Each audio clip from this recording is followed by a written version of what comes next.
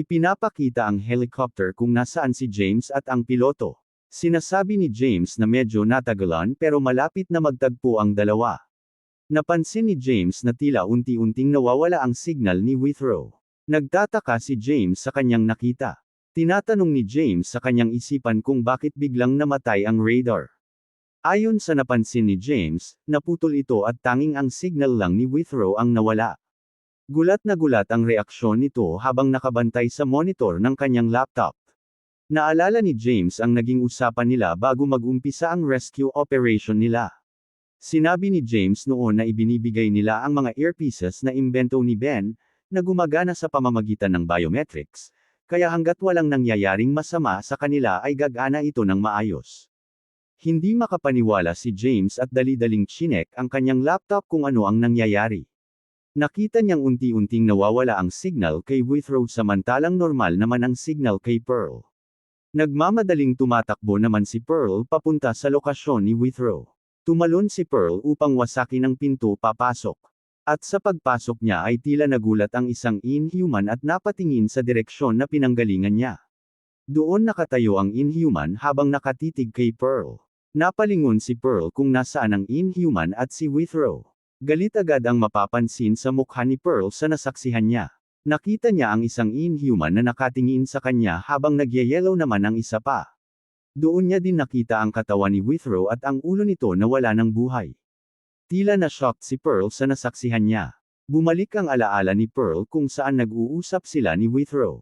Sinabi ni Pearl na kahit hindi nila ipinapakita, lahat ay nagpapasalamat na sumali siya sa team, kabilang na ang kanyang sarili. Sinabi ni Pearl na lalong masaya si James. Sumagot si Withrow na nakakairitang tao si James at hinding-hindi niya isusuot ang suit na iyon. Nagbabala si Pearl na mas mapanganib ang mga Inhuman kaysa sa iniisip nito, at gaya ng nangyari kahapon, walang makakaalam kung anong halimaw ang lilito o kung anong sitwasyon ang kakaharapin nila. Sinabi ni Pearl na sa maliit na pagkakataon na may mamatay sa kanila habang nasa labanan, umaasa siya na ang may iwan ay hindi mawawalan ng kontrol at kikilos ng rasyonal. Sinabi ni Pearl na depende sa sitwasyon, ang pag-atres ay isang paraan. Ang gusto niyang sabihin ay huwag mabaigo sa pamamagitan ng pagwawala dahil lang hindi makontrol ang emosyon, dahil mahirap magpakitang gilas kung naguguluhan ang isip. Ang sinumang makaligtas ay kailangang protektahan ang mundo anuman ang mangyari, kahit mga hulugan ito ng paghingi ng tulong. Sinabi ni Withrow na walang silbi ang mga sinasabi ni Pearl. Napatitig na lang si Pearl sa sobrang seryosong si Withrow. Sinabi ni Withrow na kung may kalaban na pati si Pearl ay hindi kaya, aalis na siya doon dahil ibig sabihin ay hindi niya rin ito kaya. Sinabi ni Withrow na hindi siya sentimental at hindi siya malulungkot kahit mamatay si Pearl. Pagkatapos ay nagpaalam na ito. Napatitig si Pearl sa ginawang ice balloon ni Withrow para hindi umiyak ang bata. Napangiti ito dahil alam niyang mabuting tao si Withrow kahit ganoon magsalita. Balik sa kasalukuyan na laban ni Pearl. Tila galit na galit ito. Nakayuko ito at galit na galit habang sinasabing may mga walang kwenta siyang nasabi noon. Tila nakaramdam naman ng takot ang Inhuman dahil sa inilalabas na galit ni Pearl. Biglang nawala si Pearl sa kinatatayuan niya sa bilis ng kanyang galaw. At tila magbibitaw ito ng napakalakas na suntok tungo sa Inhuman habang tinatanong kung nasaan na ang pananatiling kalmado. Tila naramdaman ng Inhuman ang matinding kaba nang makita niya si Pearl na sumulpot sa harap at magbibigay ng atake. Tumama sa mukha ng Inhuman. Ang binitawan na suntok ni Pearl. Hamampas ang mukha nito sa lapag sa lakas ng atake. Bagsak ang Inhuman sa pinakawalang atake ni Pearl at tila natanggalan pa ito ng pangil. Matapos ng atakeng ginawa ni Pearl ay lumapit siya kay Withrow. Tinitigan niya ang ulo nito na tila nakadilat pa. Yumuko si Pearl at tila hahawakan ang ulo ng kaibigan nang biglang sumugod ang Inhuman sa likuran niya at akmang aatakihin siya. Umatake ang Inhuman sa braso ni Pearl gamit ang matalim na kamay nito. Natigilan ang Inhuman dahil bahagya lang na nasugatan ang braso ni Pearl. Tuloy pa din si Pearl sa pag-abot sa ulo ni Withrow. Isinara niya ng dahan-dahan ang mga mata nito at muling tumayo si Pearl nang may matinding galit na titig sa Inhuman. Tila nakaramdam ng matinding takot ang Inhuman sa titig ni Pearl. Napatalo nito paatros dahil sa naramdaman nitong takot, ngunit naabot pa din ni Pearl ang isa sa mga galami nito. Mas hinigpitan pa ni Pearl ang paghawak nito nang may kasamang matatalim na tingin. Bumwelo si Pearl at ibinalibag ang Inhuman ng buong lakas. Tumalsik ang Inhuman sa ginawang paghagi sa kanya ni Pearl at humampas sa pader. Sinabi ni Pearl na simula nang maglinis siya ng mga basurang gaya nila, ito na ang pinakamasamang araw. Tila hawak ni Pearl ang naputol na braso ng Inhuman dahil sa paghagis niya dito. Sinabi ni Pearl na gagawin niya ang mga bagay sa paraan ng kalaban, sabay putol sa naputol na braso ng Inhuman.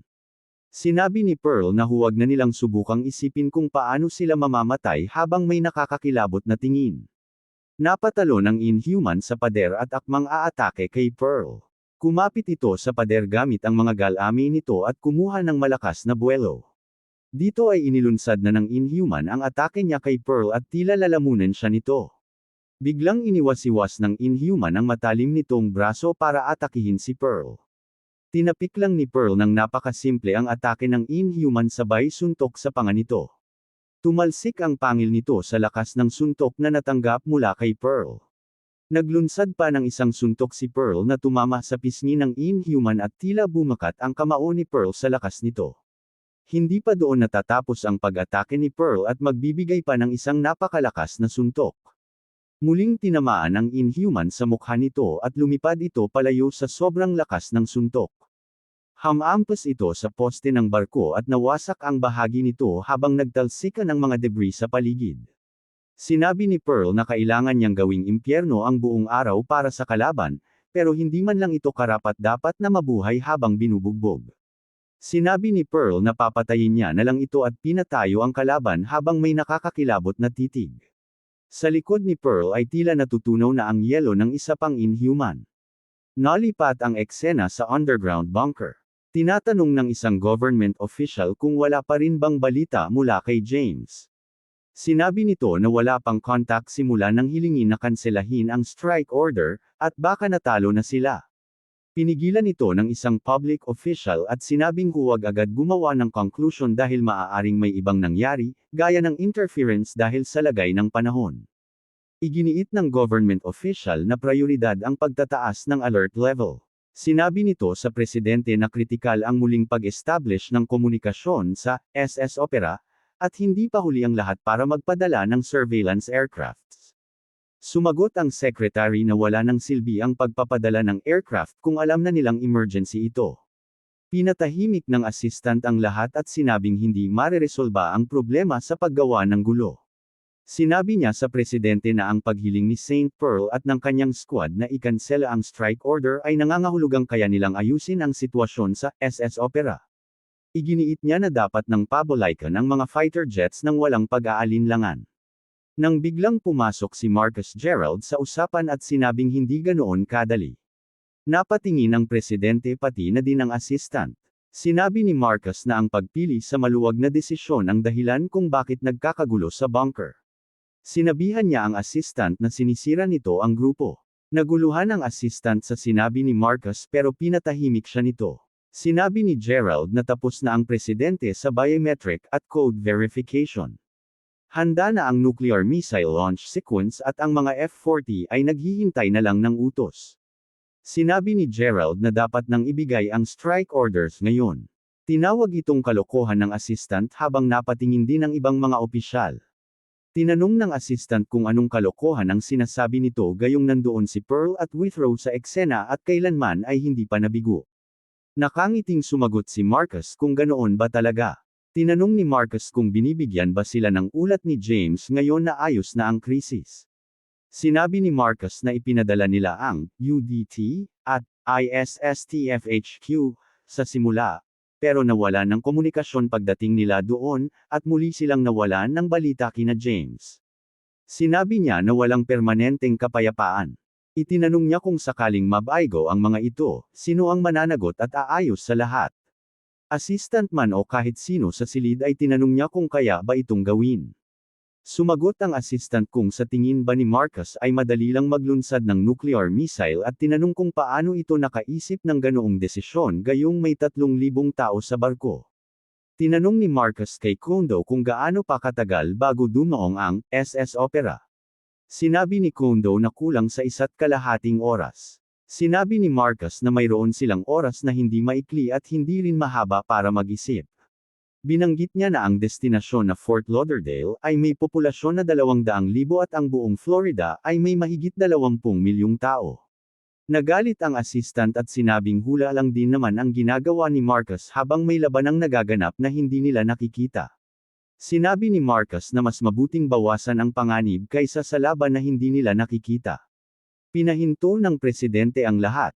Sinabi ng presidente na ikakansela niya ang strike order sa SS Opera, at hindi na makikinig sa iba pang opinyon.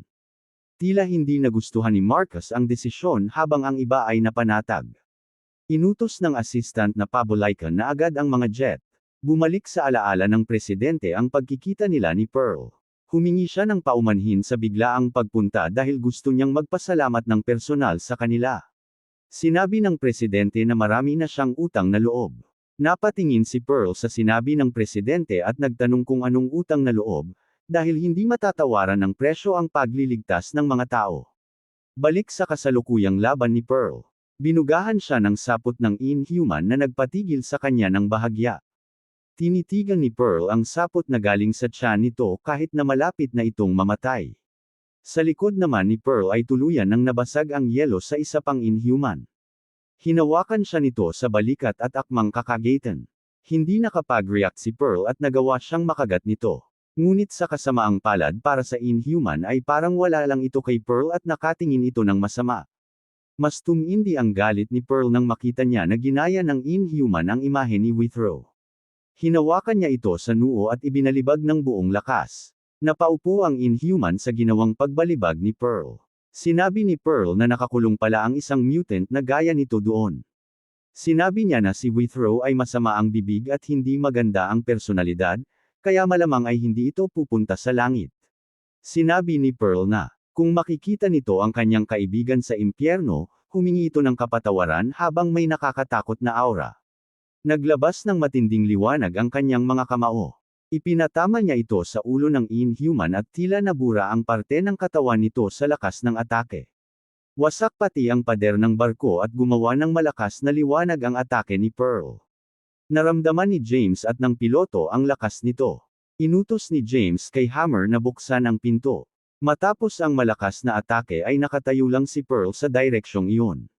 Bumaba si James mula sa helicopter matapos ang pagyanig at nakita ang pinsala. Nakita niya si Pearl na nakatayo sa nawasak na parte ng barko, unti-unting lumalakad habang nakatingin sa kanya. Tumalon si Pearl pababa sa harap ni James at doon na ipinaliwanag ang malagim na sinapit ni Withrow. Tila nanlumo si James at hindi makapaniwala sa lungkot na nangyari sa kaibigan. Samantala sa underground bunker, nakatanggap ng balita ang isa sa mga opisyal mula sa SS Opera. Pagkababa ng telepono ay kumari pa ito ng takbo at pagbukas ng pinto ay nagulat ang lahat. Ibinahagi niya ang balita mula kay James at sa team nila Pearl. Natigilan ang lahat bago biglang naghiyawan sa sobrang saya. Naging panatag ang Pangulo pero kabaliktaran naman ang naramdaman ni Marcus. Pagkatapos ng magandang balita ay may isa pa itong sasabihin. Pinaliwanag niya ang trahedyang sinapit ni Withrow. Hindi makapaniwala ang lahat at napalitan ng lungkot ang saya matapos marinig ang nangyari sa Superhuman. Nalipat ang eksena sa isang TV report tungkol sa insidente sa SS Opera na dumaong na sa Fort Lauderdale. Ipinakita si Kang na nanunood habang kumakain ng noodles.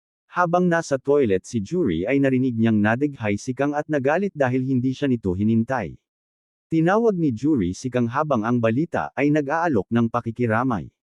Tinanong ni Kang kung kailangan ba nito ng toilet paper. Nagalit si Jury dahil kinain na lahat ni Kang ang pagkain at balak siyang turuan ng leksyon.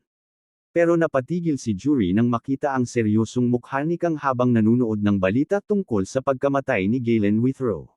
Sinabi sa balita na ang buong mundo ay nagluluksa sa sakripisyo ni Withrow, na nakatulong sa pagresolba ng maraming inhuman crises sa nakalipas na mga taon. Nagulat si Jury na namatay ang isang superhuman. Sinabihan ni Jury si Kang na huwag nang masyadong seryoso at magluto na lang ulit ng ramen, pero sinabi ni Kang na wala siya sa mood magluto. Sa kabilang dako, tumawa si Nangi at sinabing hindi pala invincible ang mga superhuman. Sigurado si Nangi na individual silang nakipaglaban dahil mahirap paniwalaang may mamamatay sa ilalim ng pagbabantay ni Saint Pearl. Itinanong ni Danyang kung ganoon ba talaga kalakas si Pearl. Ikinwento ni Nangi na nakatagpo niya na ito noon at hinayaan lang siyang makaalis kahit nagpakita siya ng hostility. Sinabi ni Nangi na kung hindi siya hinayaan ni Pearl noon, malamang ay hindi na sila nagkita ni Danyang. Hindi naniwala si Danyang dahil akala niya ay nagbibiro lang ito, pero inamin niyang nakakatakot nga si Pearl. Nalipat ang eksena sa Interstate 75 Florida. Tinatawagan ni James si Ben at pinapakiusap ang sumagot. Nang sumagot si Ben, nagalit si James dahil ang aga pa raw ng tawag. Sinabi ni James na gamit niya ay isang burner phone at may problema. Sinabi ni James na nawawala ang katawan ni Withrow.